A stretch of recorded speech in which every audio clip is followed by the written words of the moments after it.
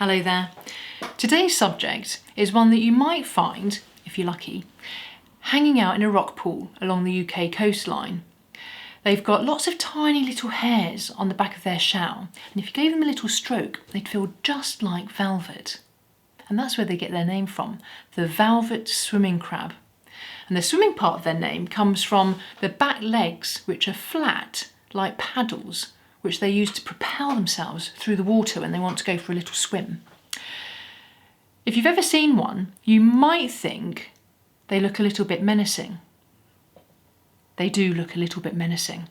They've got red eyes and red patches on their pincers and on their legs as well.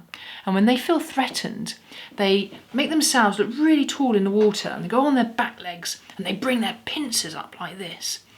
And when they do that, the red on their pincers and their red eyes give the impression of a big red band, which looks really menacing and really scary, and any predator would scarper at the sight of it.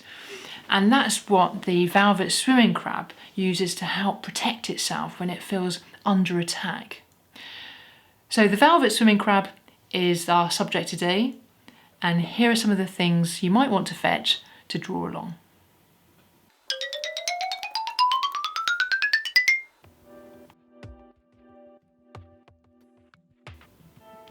So the first thing we're going to do is draw the body of our crab, and the easiest way to do that is to think of drawing a rectangle. So we'll start with, and if you draw it in very lightly, just so that you're putting the rough lines of a rectangle in. Okay, so there's a rough rectangle there. And then what you're going to do is on the left hand side, just create a little line going down like that, and on this side do exactly the same, and then from the ends of these lines just follow the line down to join the bottom of your rectangle, and then join these two lines up. So you've got a rough shape here, and it doesn't matter about these lines here, we'll colour those in later, so you won't really see them. So once you've got this rough shape of the shell of our crab, we're then going to put in a couple of eyes, so a U there and a U here, and then we're going to get our red crayon and just put in a little eye there and there. Okay, and then back to our pencil, and a couple of little antennae there and a couple of longer ones like that, and then we'll just put a little dot in the eye there. Okay, now we're going to put the pincers and the legs in, and we're going to start with the pincers. So we're going to draw box like this, and then from the top of our box we're going to draw another shorter box, almost like little rectangles, and then the pincer itself is quite big, so it comes round like this, a big curved line, and then a line in towards the pincer, and then back out like so,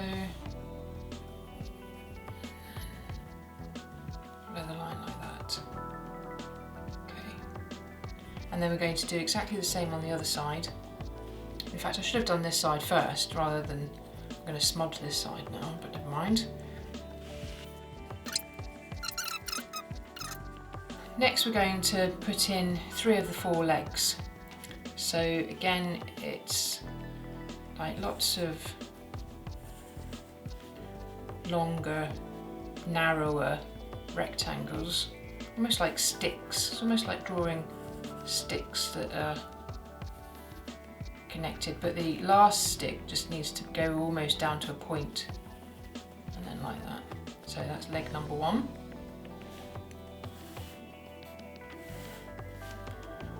Rectangle there, another rectangle there. It's coming down to a point there, and then the same again here.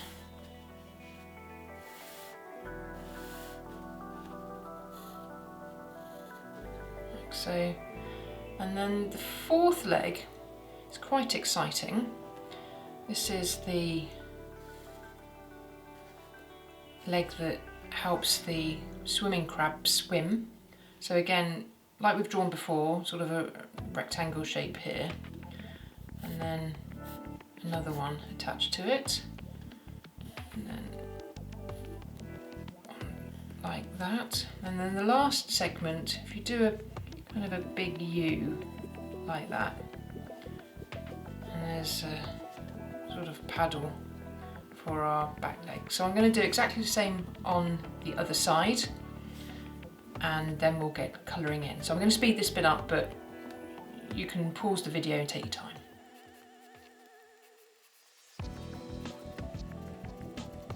So there's our swimming crab, and we've got 4 legs and our pincers at the front, and now we're going to colour our crab in. But before we do that, we just need to give our crab some sort of pointy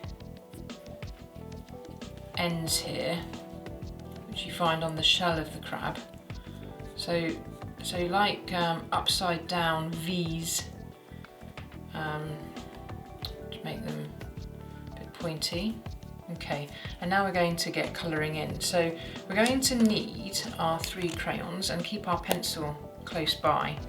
So the first thing we're going to do is we're going to put a very light colour brown all over our crab, and then we're going to put a blue colour all over our crab, sort of going lightly over the top as well.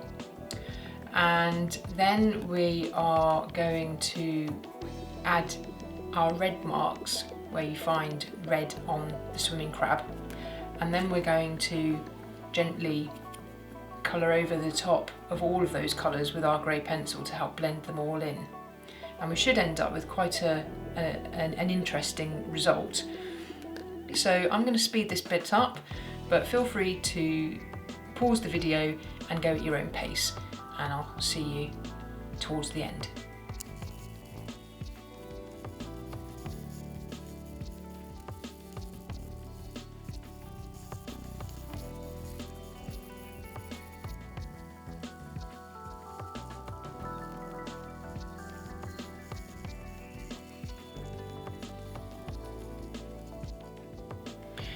So we're almost there.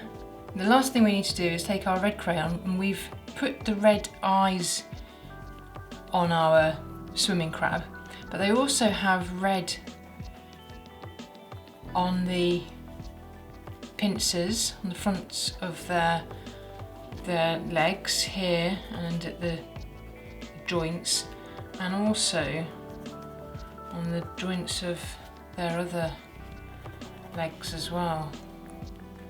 And this is what we talked about earlier about them using this as a way to make themselves look scary, to frighten off any challengers, anyone that might want to threaten them. So there you are. I think we're about there. And there you have it, a velvet swimming crab. So I hope you enjoyed that, and until next time, bye bye.